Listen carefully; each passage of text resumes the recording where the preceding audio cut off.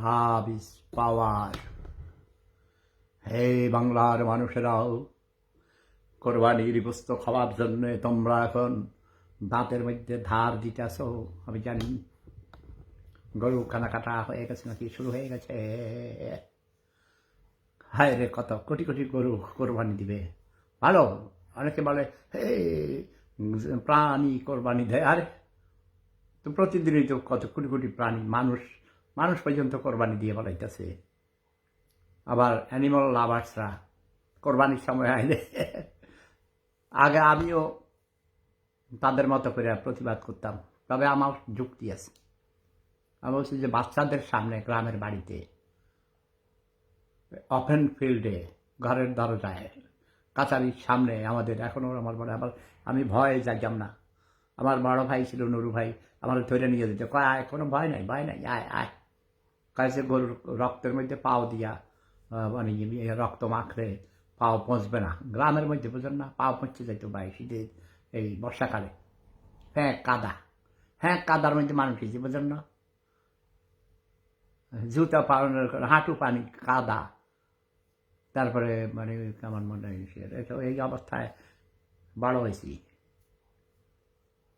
কিন্তু যখন ঢাকা শহরে এসে গেছি বুঝেন না, লাল নীল রঙিন বাত্তি দেখা প্রাণ জুড়াইছে। আরে এই বছর মরে গেছে আমার এই ছোটো বোনটা কয়েক মাস আগে, অঞ্জনা রহমান। আমার অত্যন্ত প্রিয় ছিল, আমার সাথে প্রায় কথা হইতো। আমার ভাইয়া বলতো, দাদা বলতো। আমার চাঁদপুরের কৃষি সন্তান। ঢাকা শহর আইসায় আমার আশা পুরাইছে। আমি এতক্ষণ কিন্তু ওই ৮০তম ক্যাডেটদের, সেনাবাহিনীর ক্যাডেটদের প্রশিক্ষণ সমাপনী মানে ক্যাডেট একাডেমি থেকে, বাংলাদেশ ক্যাডেট একাডেমি থেকে কোর্স শেষ হয়েছে। আজকে তাদের সার্টিফিকেট দেওয়া হচ্ছে এবং তারা রাষ্ট্রপতিকে স্যালুট দিয়ে এই সমাপনী অনুষ্ঠানের পুরস্কার এবং সার্টিফিকেট গ্রহণ করছে। কিন্তু মহামান্য রাষ্ট্রপতি সেখানে নেই। মহামান্য রাষ্ট্রপতির নামে এটা হয়েছে। আমি বিশ্বস্ত সূত্রে খবর নিয়ে জানলাম যে মহামান্য রাষ্ট্রপতিকে এর আগেও ঈদের সময়ও তাকে বাহিরে তেমন যেতে দেওয়া হয়নি। শহীদ দিবসে শহীদ মিনারে তার সাথে দুর্ব্যবহার করেছে।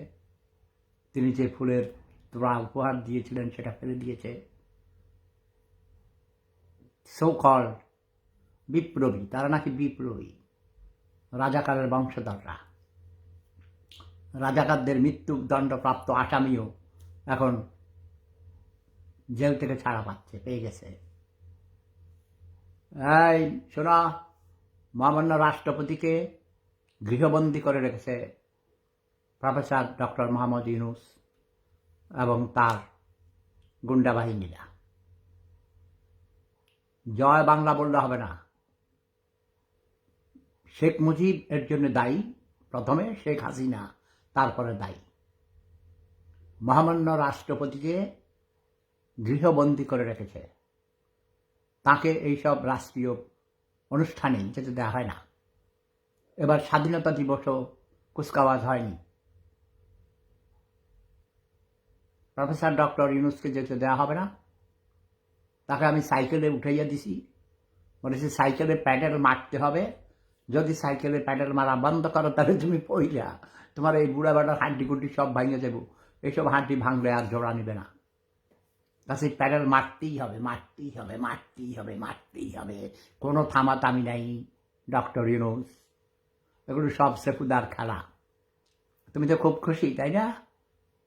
উপদেষ্টা, প্রধান উপদেষ্টা হয়েছ তুমি। উপদেষ্টা কার? তোমার বসকে, মহামান্য রাষ্ট্রপতি তোমার বস। মহামান্য রাষ্ট্রপতিকে সম্মান করতে হবে বুড়া বেড়া, ঠিক আছে?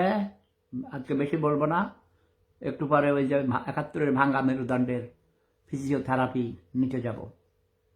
কালকে গেছিলাম, কালকে 12টা ইঞ্জেকশন দিয়েছে, আজকে হবে ফিজিওথেরাপি, বিভিন্ন ধরনের এক্সারসাইজ, মাসেজ, এই সেই বহুত কিছু কাণ্ড। আর তুমি মজা পাও, তুমি যুদ্ধে গেছ? তোমার তো তখন যুদ্ধের বয়স হয়েছিল, মুক্তিযুদ্ধে গেছ, তুই তো রাজাকারের গোষ্ঠী, তোর 14 গোষ্ঠী রাজাকার।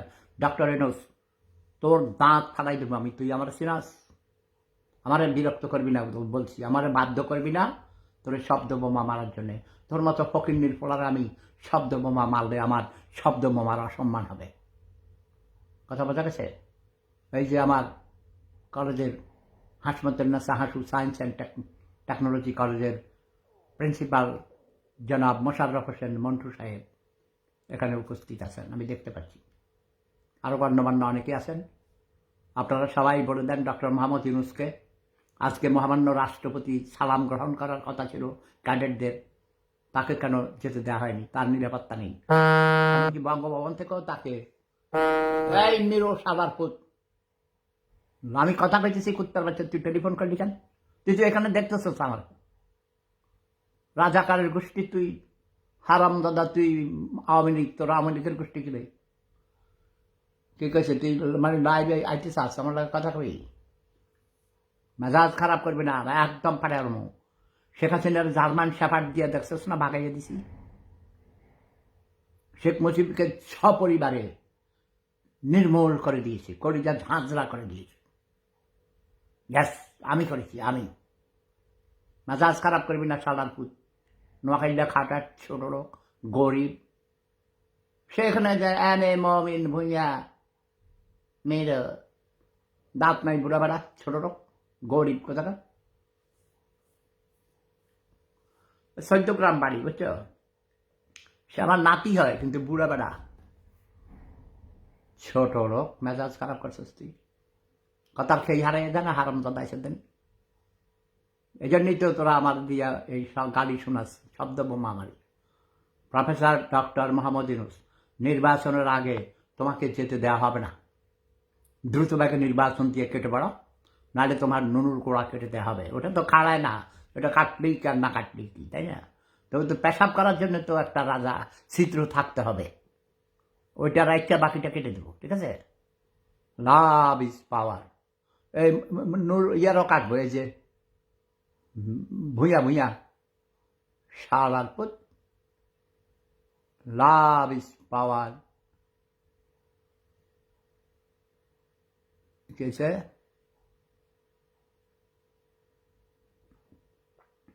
কোনো বাংলা এসব পড়ি না, বাংলা বাংলা পড়তে ভালো লাগে না, okay? Bangla, I hate Bangla, I hate Bangali. Bangla ঘৃণা করি, বাঙালিদের ঘৃণা করি। তোরা গরিব, তোরা অশিক্ষিত ছোট। এই বাংলা ভাষা শিখলে তুই চাকরি পাবি? আমি বাংলাদেশে থাকতেই তো $2000 US ডলার আমার বেসিক স্যালারি ছিল, কারণ আমি ইংরেজি কইতে পেরেছি, ইংরেজি ফ্লুয়েন্ট ইংরেজি। ক্লাস 7 থেকে আমার শিক্ষকদের সাথে ফ্লুয়েন্ট ইংরেজি বলতাম।